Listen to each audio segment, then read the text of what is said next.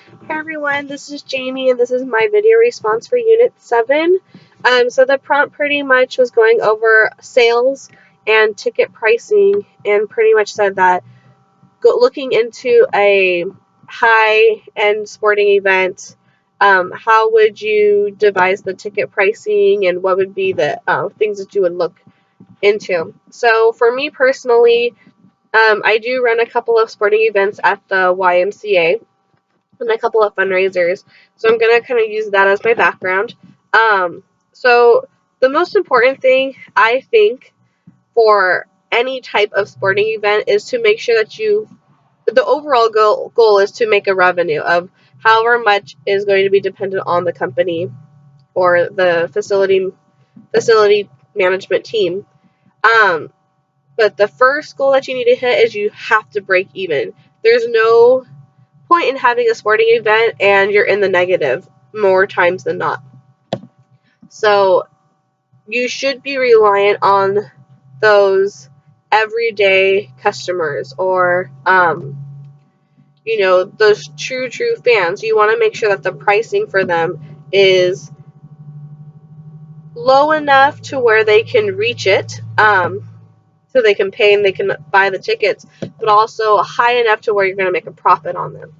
And that's going to include not like all the rental fees and the production fees, so to say, and the promotion and marketing. You want to just break even altogether. So pricing wise, you would do that tiered system. Let's assume that the Lakers are going to the championships, because we haven't had a game in a long time in the championship rounds. So they're having a championship game. It's a high-profile game, and so you have to also think of supply and demand. You want to be able to sell out, but you also want to have that little leeway point. So the more demand you have, the higher the ticket prices. So starting at the very, very top, these ticket prices may be the highest demanding tickets. So you're going to kind of increase it a little bit. So personally, for a basketball game, for a championship basketball game, tickets are going to start anywhere between $150 to $200, and I think that's really on the low end. And then as you kind of work your way down, there's that little middle section, a little bit closer, but not extremely close to the floor, where you're going to be in between the $200 and $250 range. Then you'll have your bottom tier, or that middle tier, which is a lot of suites. Those are going to be a lot more money because they have a lot more advantages. You get a little bit lower to the bottom, like underneath the suites, but they're not suite tickets.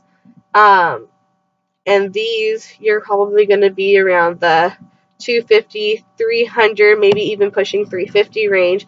And then you have that very low bottom tier where it's going to be at the least starting when you're buying through the Staples Center, starting at like $400.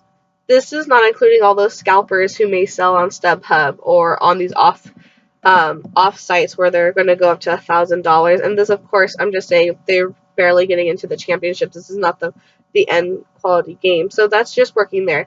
You're going to have suite level tickets. That's not counting the front row seats. These are going to be probably around the $500 range. Again, in the championship, it's a lot more. They do get their own little suite boxes, so they're not sitting with just random people. They possibly have their own bar, their own little food eatery areas where it's not going to have such long lines. It's going to be very quick and easy service. So that's going to be, at least starting at $500, and of course it's going to vary between each one. And then you're going to have like those first two row seats. They're going to be starting at no less than $600 or so. So you want to have that tier pricing. You want to be dependent on selling those top tiers, because those are those fans who may not be able to afford very often, but they finally scraped up the money to go to a championship game by breaking the tiers. You want to promote all the seats. So sometimes you'll have advertisements for those lower level seats, maybe offer a promotion, especially for season ticket holders. Maybe give them a discount if they're going into the championships. They can get a discount on those championship tickets. That would be great because those fans are already invested. You can offer individuals who are sitting in the nosebleed sections like a little bit more, where they do the sponsorship nights where you get like a little bobblehead doll or maybe a towel or a hat, like one of those little cheap hats. Different things like that, and I think that's definitely how you're going to tier those pricings.